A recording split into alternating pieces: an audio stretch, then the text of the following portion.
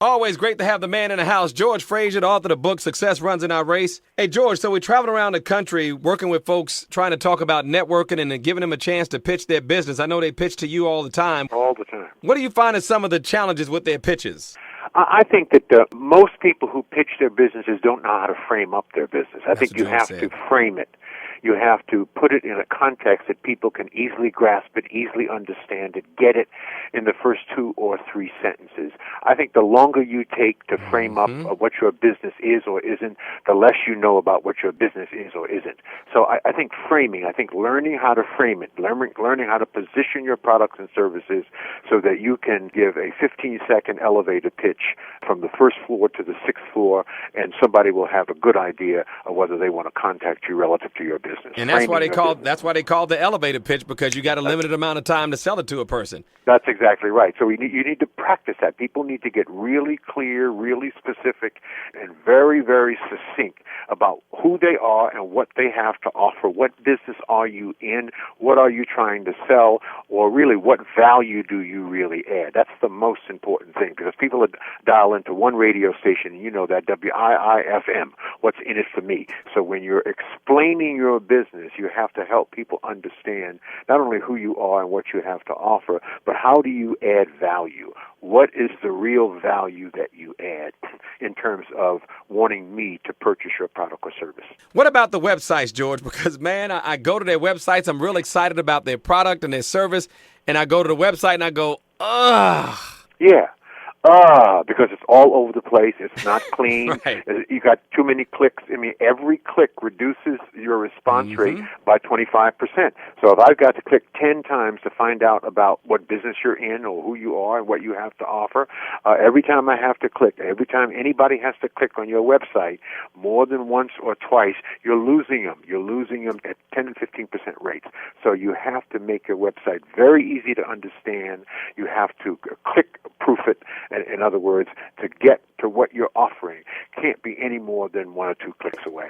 Talking to George Fraser, author of the book Success Runs in Our Race. He travels all around the country talking about entrepreneurship. And I want to talk about people's fear of success and fear of failure. And I know it's a surprise for people to hear me say fear of success, but some people are afraid of being successful, George. There's no question about that. Because with success comes responsibility. That's right. Personal responsibility and accountability. And you have to be able to stand up, to answer questions, to be able to resolve problems, to add greater value when people begin peeling back the onion in terms of what you have to offer.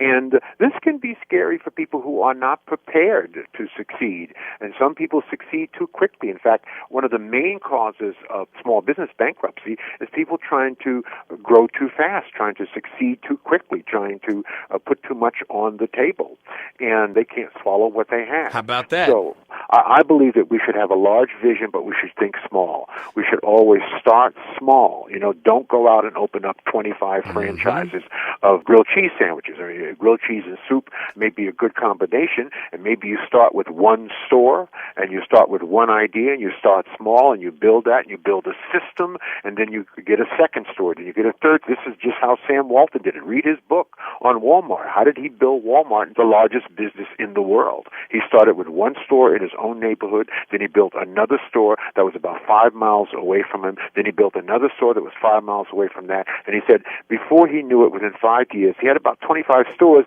but they were all within about a 50-mile radius, and he could travel to those stores in a single day and check on them. But he had a big idea for Walmart, but he thought small. He built a small store right where he lived, created his system, made it work, and then he duplicated it right there in Bentonville, Arkansas. And that's how he built Walmart. We're talking to George Fraser, author of the book Success Runs in Our Race. I want to talk about separating the need for money to be money hungry with being service driven.